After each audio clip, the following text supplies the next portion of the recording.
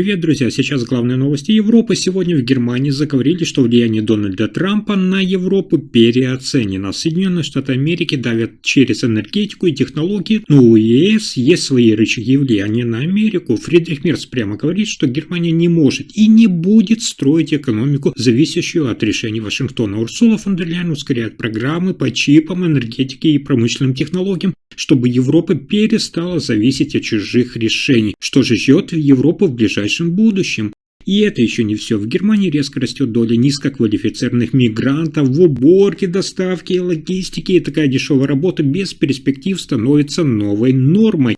Бизнесу это выгодно, но рынок труда рискует застрять в сегменте без будущего, где нет роста зарплат и навыков. А это уже не та Германия, о которой многие мечтали. Здравствуйте, обо всех этих последних событиях Европы коротко расскажу буквально за несколько минут. Итак, сейчас в Германии и Европе говорят о том, что Дональд Трамп действительно самый могущественный политик в мире. Вы знаете, что Соединенные Штаты Америки остаются крупнейшей экономикой и военной силой, доллар продолжает доминировать на рынках и в международных платежах, а американский бюджет на оборону превышает бюджеты всех европейских стран вместе взятых. Но я хочу сразу сказать вам главное, что на самом деле мощь это не то же самое, что система рычагов влияния, и Америка не такая всесильная, как кажется вам на первый взгляд. Американская администрация под руководством Дональда Трампа активно продвигает свои интересы через энергетику, технологии, финансы и торговлю. Со стороны кажется, что Европа действительно вынуждена подстраиваться под эти решения, но если посмотреть на факты, нам с вами станет ясно, что у Европы есть свои крупные карты, которые никто не должен недооценивать. Первый рычаг, о котором мы с вами должны знать, касается энергетики и урана. Трамп объявил о планах резко увеличить долю атомной энергии в энергетике США. Кажется, что это сугубо американская инициатива, но на деле это не так. Скажу вам, что сегодня на долю европейских компаний приходится, внимание, около 80% поставок обогащенного урана в Соединенные Штаты Америки, а также ключевые технологии центрифуг, без которых, кстати, американское обогащение невозможно. Без этого поставленного из-за пределов Соединенных Штатов Америки сырья планы по расширению энергетики под знаком доминирования не работают. Второй рычаг – это технологическое оборудование. Например, в Соединенные Штаты Америки растет спрос на газовые турбины и энергетическую технику для дата-центров, поскольку многие такие объекты запитываются не напрямую от центральной сети, а через собственные газовые установки, иначе бы энергии на всех не хватило. На этом рынке доминирует европейский производитель, все вы его знаете, это Siemens Energy. Если Европа начнет постепенно корректировать экспорт, американские энергетические проекты это ощутят в стоимости и, конечно же, в сроках реализации.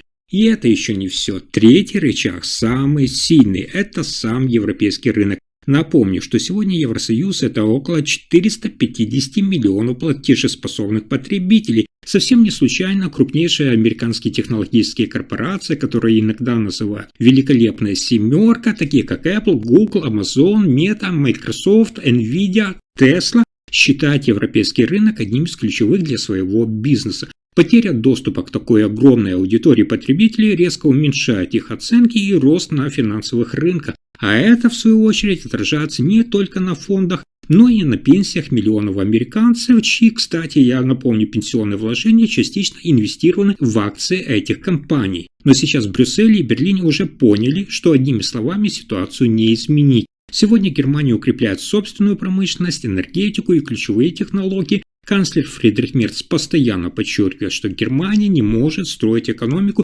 зависящую от решений других стран, особенно если эти решения принимаются с прицелом только на американские интересы. Его также тревожит вопрос цепочек поставок, производственных центров и валютных контрактов. Мы с вами уже видим, что со стороны Еврокомиссии Урсула фон дер Ляйен начала активно продвигать программы по укреплению европейского рынка, развитию собственных чипов, энергетической и цифровой инфраструктуры. Фактически Европа сегодня пытается построить такие отрасли, которые не развалятся при первом внешнем ударе рынков.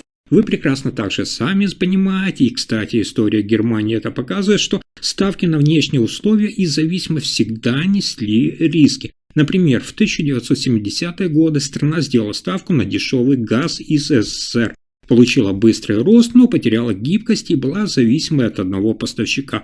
После 2022 года зависимость сместилась в сторону именно американских решений в энергетике и экономики. Сегодня Берлин стоит перед задачей не повторить ту же ошибку, то есть найти баланс между необходимостью сотрудничества с партнерами и, конечно же, сохранением суверенных интересов. Хочу вам привести пример. 49-летний Матео из Баварии руководит средним предприятием по изготовлению оборудования для энергетики.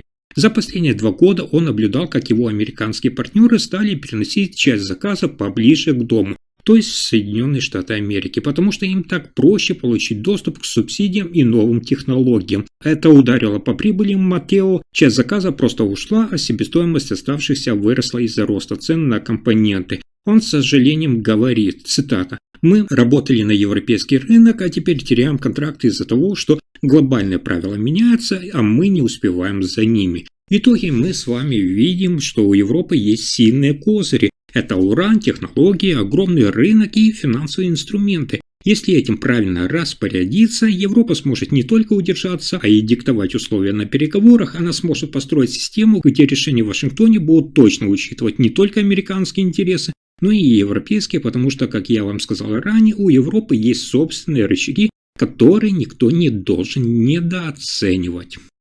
Следующая новость, одна из самых важных. Сегодня Германия столкнулась с новой реальностью на рынке труда, то есть массовым притоком именно низкоквалифицированных работников в уборку, гастрономию и логистику. Кстати, напомню, что это не первый случай, когда Германия зависит от мигрантов, которые выбирают, скажем так, непрестижную работу. В 2020-2025 годах их привлекали в сезонные и временные проекты, но нынешний поток гораздо масштабнее и сейчас затрагивает крупные города и промышленные центры. Ситуация с миграцией в Германии сегодня выглядит так. Уборка жилых и офисных помещений, рестораны и служба доставки готовы принимать работников почти без ограничений. Часто через агентство, а зарплата для новичков стартует от 12-13 евро в час, иногда даже меньше и, как вы понимаете, почти всегда без перспектив повышения. Сразу приведу пример. 28-летний Махмуд из Дрездена устроился в крупную клининговую компанию. Он рассказывает, цитата, «Я работаю с 7 утра до 16 вечера, зарплата маленькая, отпуск ограничен, но выбора нет, иначе как же платить за жилье и еду?» Мы с вами прекрасно понимаем его положение, потому что те колебания числа заказов напрямую отражаются на его доходе и стабильности жизни. Но хочу сделать акцент на том, что права этих работников часто ограничены. Трудовые контракты стандартные, нет бонусов и социальных гарантий. Даже больничные или компенсация за переработку могут обрабатываться с задержками или вообще формально, что выгодно на самом деле работодателям, но создает риск для самих сотрудников. Кроме этого, ситуация затрагивает и логистику. Многие крупные склады нанимают мигрантов на сортировку и упаковку товаров, где работа монотонная, физически тяжелая и редко требует опыта. Давайте еще один приведу пример из жизни. 35-летняя Амира из Франкфурта на Майне работает в ресторане, доставка готовых блюд. Она говорит, цитата, «Контракты у меня только на полгода, потом или продлевают, или нет. Повышение почти невозможно, а медицинская страховка вообще минимальная. Мы с вами понимаем, что для бизнеса это удобно, потому что легко заменяемый персонал, а для работников это отсутствие перспектив. Но я вам скажу, что на самом деле история немецкого рынка труда с низкоквалифицированными мигрантами длинная. В 1990-х их привлекали для сезонных сельхозработ, потом для сферы обслуживания. Сегодня масштабы, вы видите, выросли, и Германия сталкивается с вызовами, как именно интегрировать такую рабочую силу без деградации условий труда и, кстати, без давления на самих местных сотрудников. Сегодня в Германии низкоквалифицированные мигранты делают экономику гибче, но усиливают нагрузку на социальную систему. То есть работодатели получают дешевую рабочую силу, но сами сотрудники лишены долгосрочных гарантий карьерного роста и защищенных контрактов. Например, 42-летний инженер из Берлина заметил, что новые работники на складе, в котором он ведет проект по автоматизации, быстро увольняются после нескольких месяцев из-за низкой зарплаты и отсутствия перспектив. Это замедлило внедрение новых систем, а компания понесла финансовые потери.